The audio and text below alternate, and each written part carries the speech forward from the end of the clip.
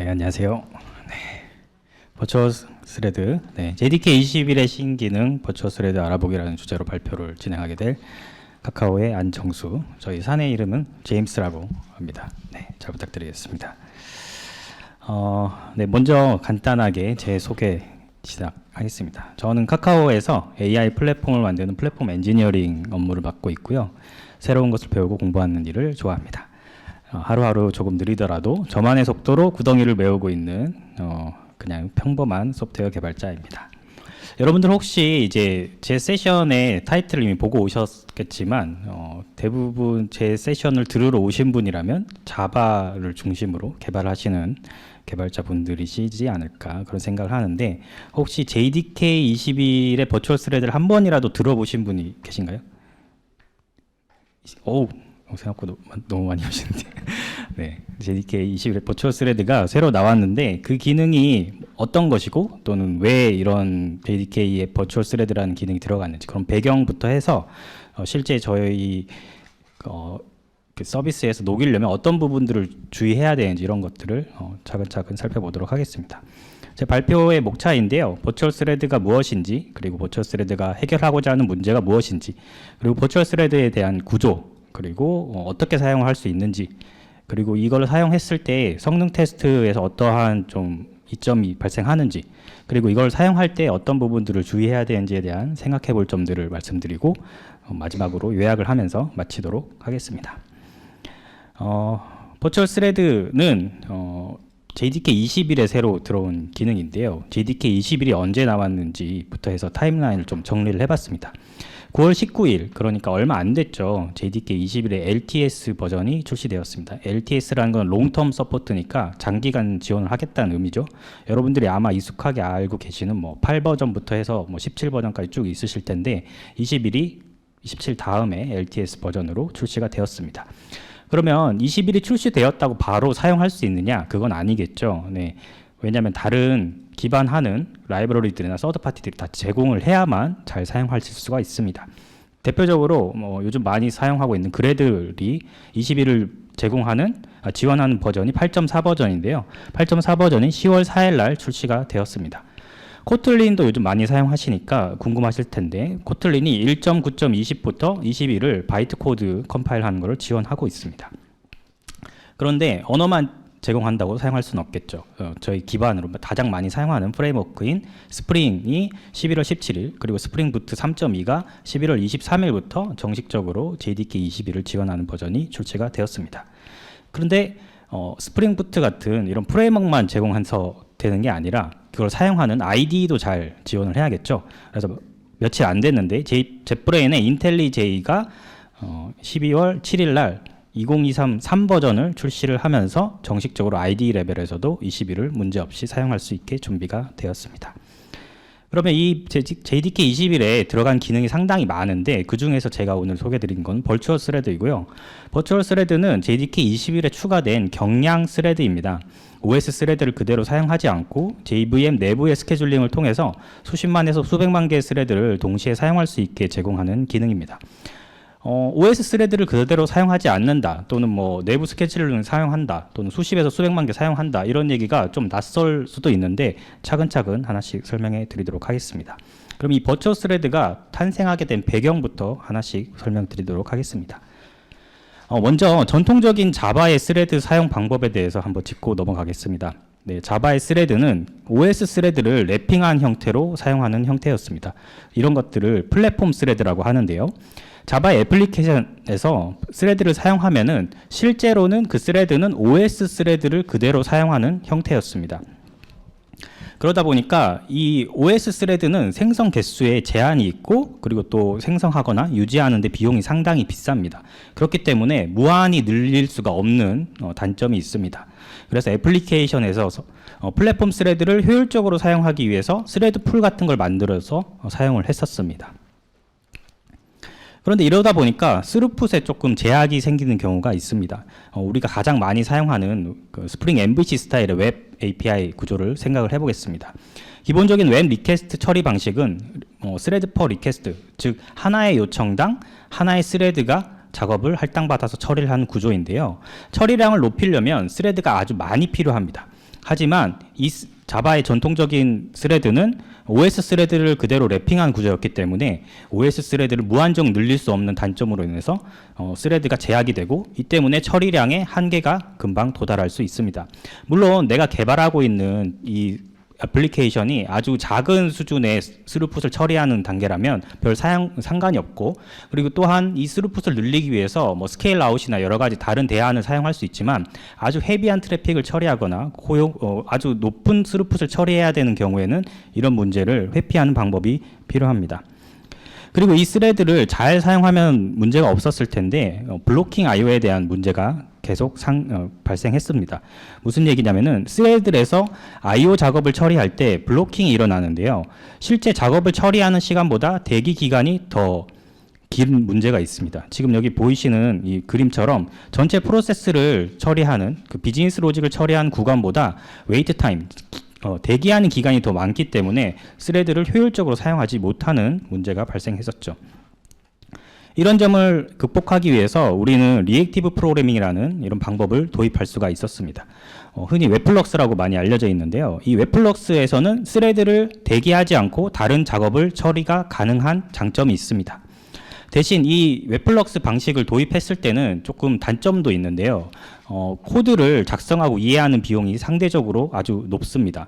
그리고 리액티브하게 뭔가 동작을 하게 하려면 그것들을 지원하는 라이브러리의 지원을 필요로 합니다.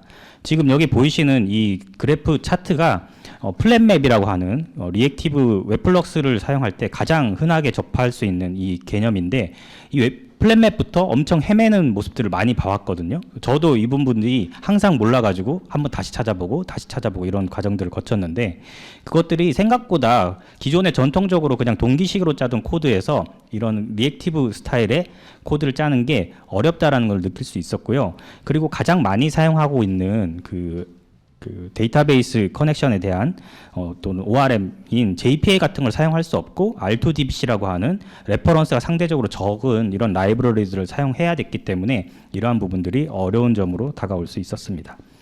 그러면 이 스레드를 사용하고 또는 리액티브를 사용할 때 왜 이렇게 좀 차이가 나는가, 이런 걸 생각을 해보면 자바의 디자인을 한번 생각해 볼 수가 있습니다. 자바의 디자인은 전통적으로 스레드 중심으로 구성이 되어 있습니다. 예를 들면 입셉션 스택 트레이스라든가 디버깅을 한다든가 또는 프로파일링을 한다든가 이런 과정들이 모두 스레드를 기반으로 합니다. 그런데 리액티브 작업을 할 때는 이런 스레드가 하나의 스레드에서 모두 처리되는 것이 아니라 여러 스레드를 거쳐서 작업이 처리되다 보니까 이런 뭐 입셉션 스택 트레이스라든가 디버깅을 하는 과정들이 상당히 어려워집니다. 그래서 컨텍스트의 확인이 어려워지기 때문에 결과적으로는 디버깅이 어려워지고, 내가 높은 스루풋을 확보를 했지만 실제적인 개발 생산성이 낮아지게 되는 이런 사이드 이펙트도 가져올 수가 있습니다. 이런 배경을 가지고 버추얼 스레드가 해결하고자 하는 문제를 다시 한번 살펴보도록 하겠습니다. 버추얼 스레드가 해결하고자 하는 문제는 쉽게 생각하면 두 가지입니다. 첫 번째는 애플리케이션의 높은 스루풋, 처리량을 확보하는 것입니다. 그러니까 블로킹이 발생했을 때 내부의 스케줄링을 통해서 이 다른 작업을 처리할 수 있게 하면 웨이트 타임, 즉 블로킹 IO 타임 동안 놀게 되는 스레드를 줄이게 할 수가 있습니다. 그리고 두 번째는 리액티브 방식의 그 프로그래밍도 마찬가지로 스루풋을 높이려고 하는 목적을 가지고 있었음에도 기존의 자바의 플랫폼 디자인과 조화를 이루지 못했기 때문에 디버깅이 어렵다라든가 코드를 작성하는데 어려움이 따랐기 때문에 그런 부분도 같이 해결을 해서 기존 스레드 구조를 그대로 사용할 수 있도록 디자인되었습니다. 지금 보이시는 이 코드가 이 버추얼 스레드에 기반이 되는 앱스트랙트 클래스인데요.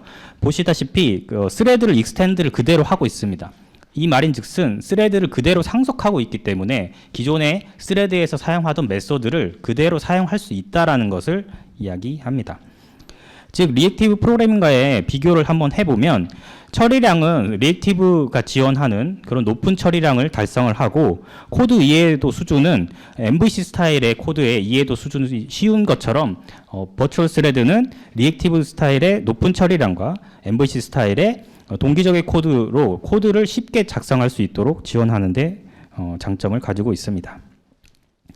그러면 이러한 버추얼 스레드의 구조에 대해서 다시 한번 살펴보도록 하겠습니다. 플랫폼 스레드가 애플리케이션이 JVM 안에서 스레드 풀 안에서 스레드를 사용합니다. 그러면 실제로는 OS 스레드를 사용한다고 제가 말씀을 드렸는데요.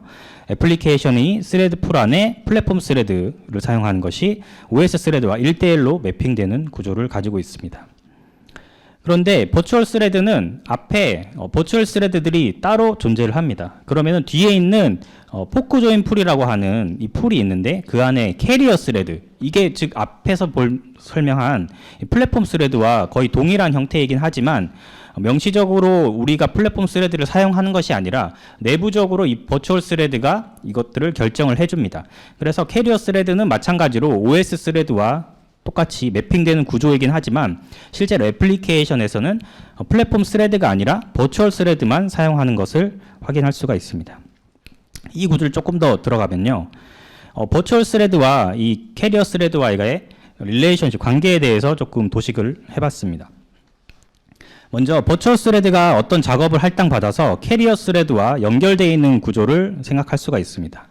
이런 코드상에서 만약에 블로킹이 발생을 하게 되면 이 블로킹이 발생한 버추얼 스레드는 캐리어 스레드에서 언마운트 됩니다. 마운트가 떨어지는 거죠. 그러니까 언마운트 돼서 그러면 캐리어 스레드가 놀게 되잖아요. 그러면 이럴 때는 다른 버추얼 스레드와 마운트 되어서 실행을 하게 됩니다. 즉 기존에는 IO 관련해서 블로킹이 일어났을 때 계속 이 캐리어 스레드 또는 플랫폼 스레드가 계속 기다리기만 했었는데 이 버추얼 스레드를 사용하면 그 블로킹이 발생하는 구간에 있어서 버추얼 스레드와 캐리어 스레드가 마운트, 언마운트를 수행함으로써 다른 버추얼 스레드 타스크를 작업을 할 수가 있게 됩니다.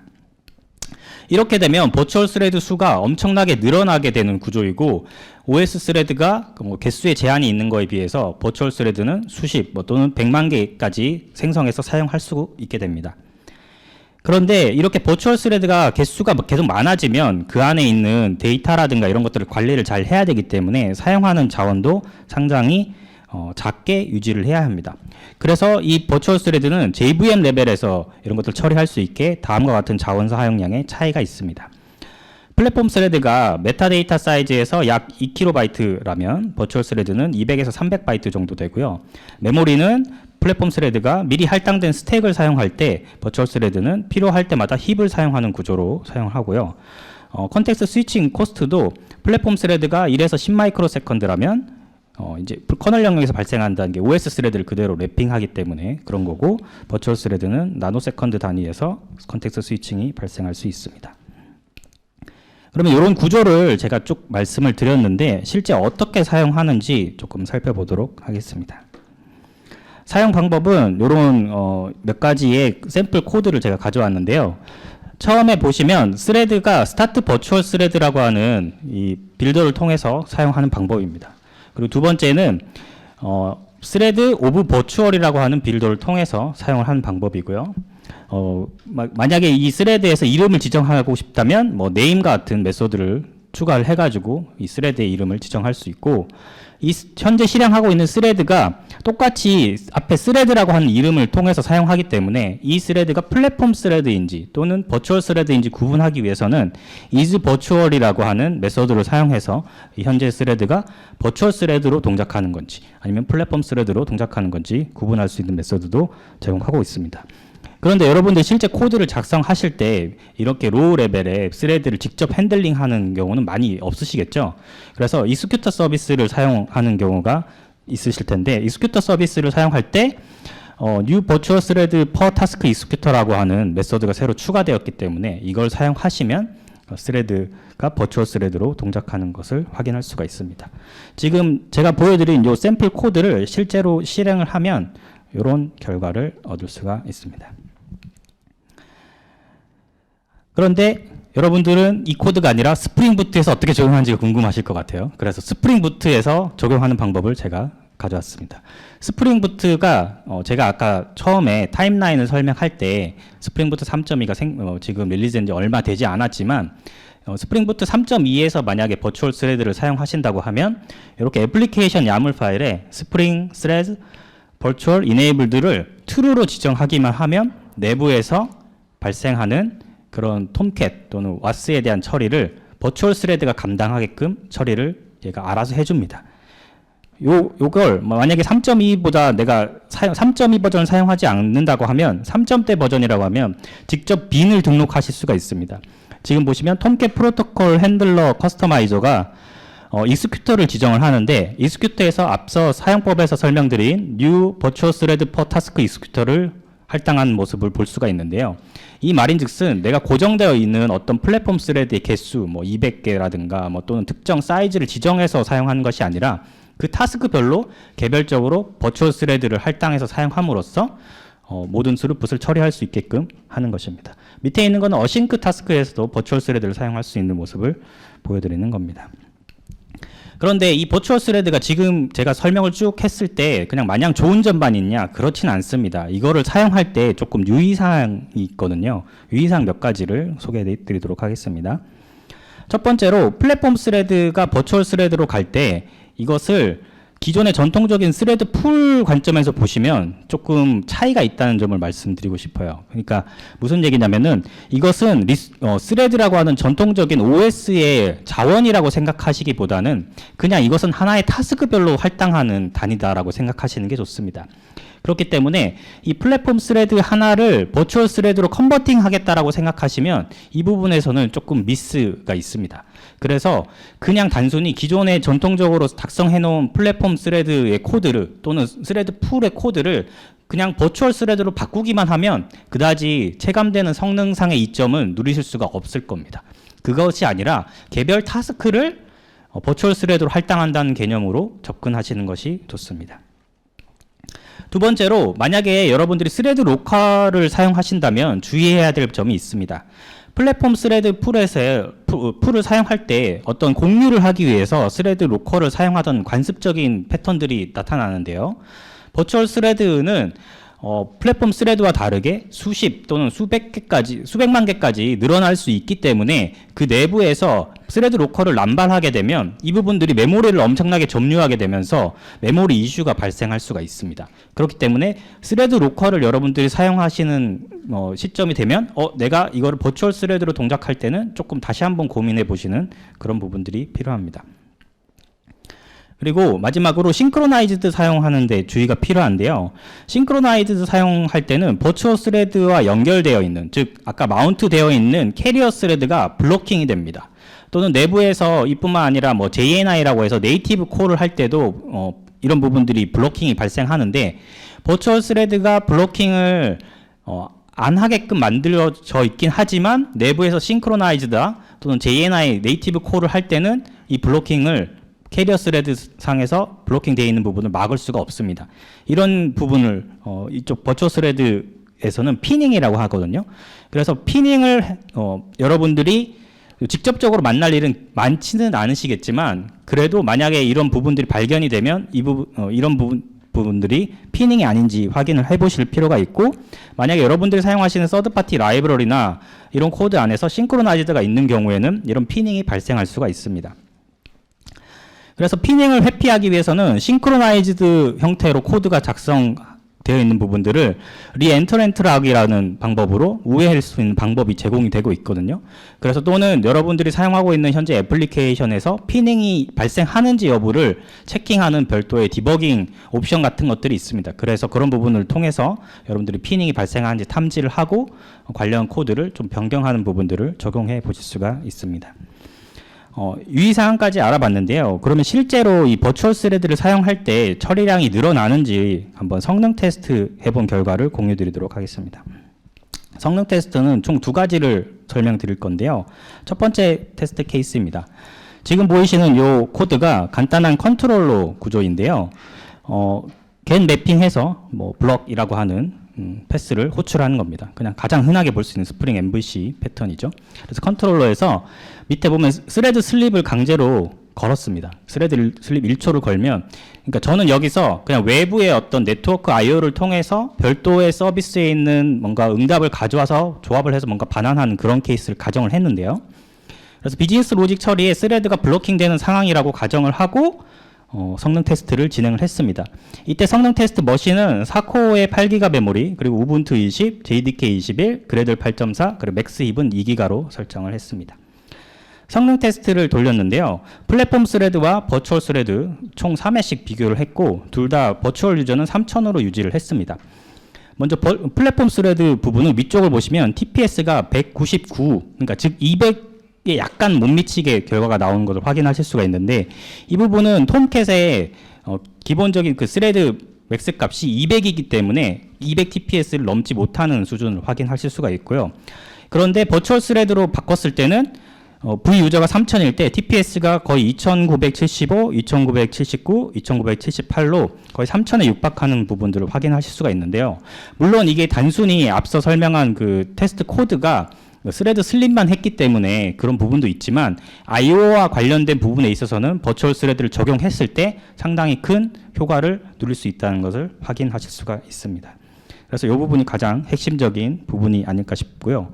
그런데 이 그냥 IO와 관련돼서 성능이 즉 처리량이 늘어난다라는 부분만 확인하면 안 되겠죠. 그래서 실제 성능 테스트 두 번째 케이스는 쿼리를 실제 DB에 질의를 할 때입니다. 그래서 이때도 마찬가지로 4코어의 8기가 메모리, 우분투 20에 자바 21, 그래도 8.4, 맥스 힙 2기가로 동일하게 줬고 내부에서 JDBC 템플릿을 가지고 셀렉트 슬립 1을 했어요. 이 얘기는 DB 커넥션을 통해서 쿼리를 응답을 받아올 때까지 1초가 걸리는 상황을 가정을 강제로 만든 다음에 여기에 대해서 성능 테스트를 해봤습니다. 성능 테스트 결과는 다음과 같은데요. 플랫폼 스레드는 TPS가 한 149에서 150 정도 됐어요. 그런데 이때 생각을 해보니까 그 데이터베이스 MySQL 가정하고 시행했는데 데이터베이스의 맥스 커넥션이 151로 지정이 돼 있었거든요. 디폴트 값이라서 151인데 그 값 언저리로 나온 것을 확인할 수 있었는데 밑에 버추얼 스레드는 TPS가 149가 한번 나오고 나머지 두 번째 케이스는 에러가 발생했습니다. 이 잘 안 보이시니까 다시 한번 위로 가져오면 여기 보시면 자바 SQL 트랜지언트 커넥션 익스프레션이 발생했는데 이 얘기는 뭐냐면은 앞에서 전통적인 그 스레드 플랫폼 스레드에서는 톰캣이 받다가 뒤에서 넘겨줄 때 충분히 트래픽을 받지 못하면 계속 기다리는 상황이 발생을 했는데 버추얼 스레드에서는 톰캣은 이제 버추얼 스레드로 돌아가니까 스루풋을 모두 소화를 하고 그 다음에 JDBC 커넥션 쪽으로 다 비즈니스 로직을 넘겼습니다. 그런데 그 커넥션, 즉 이번에는 데이터베이스 커넥션을 기다리다가 타임아웃이 발생해서 입셉션이 발생한 겁니다. 이 얘기는 버추얼 스레드를 그냥 사용해서 적용하면 스루풋이 좋아져서 높아져서 아주 해피한 경우는 발생할 것 같지만 실제로는 그거보다 조금 더 많은 고민이 필요하다는 점을 시사하고요. 이런 부분을 저희가 이제 확인을 해봤을 때는 오버웰밍이라고 표현을 했습니다.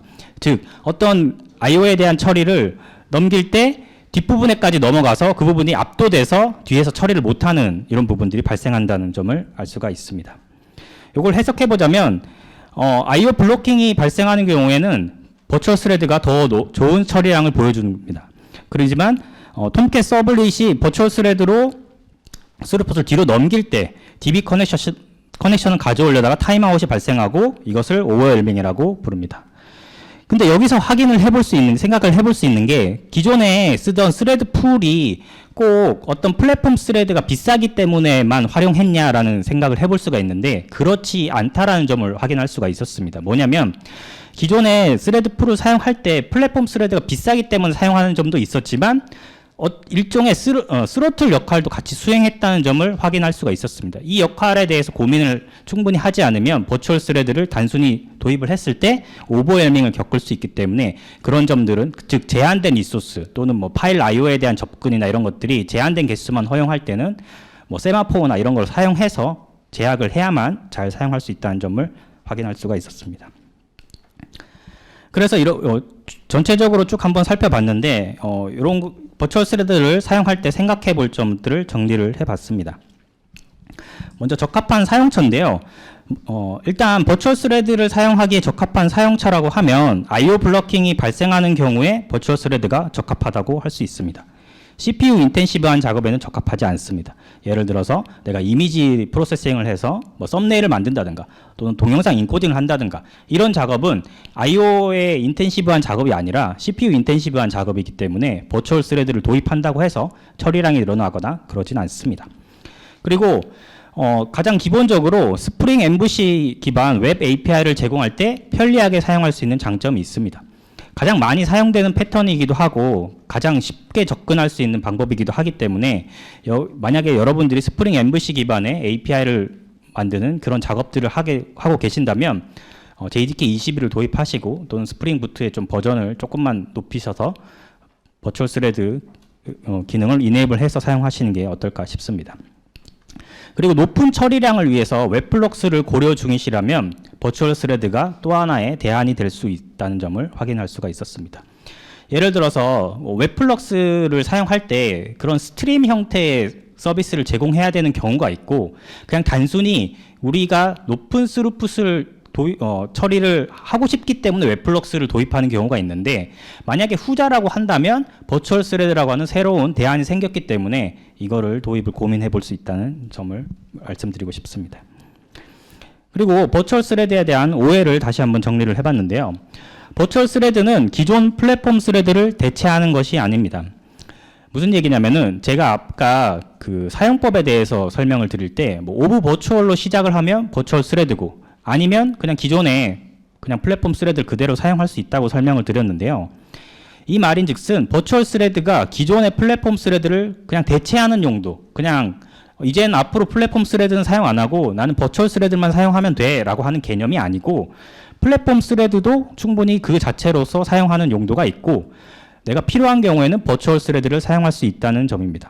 그렇기 때문에 두 개는 서로 배척되는, 상반되는 개념이 아니라 서로 상호 보완되는 개념이고 용도에 맞게 사용하시는 것을 고려하시면 되겠습니다. 그리고 버추얼 스레드는 뭔가 아주 슈퍼 울트라 스펙타클한 기능을 새로 넣은 것이 아니고 기다림에 대한 개선입니다.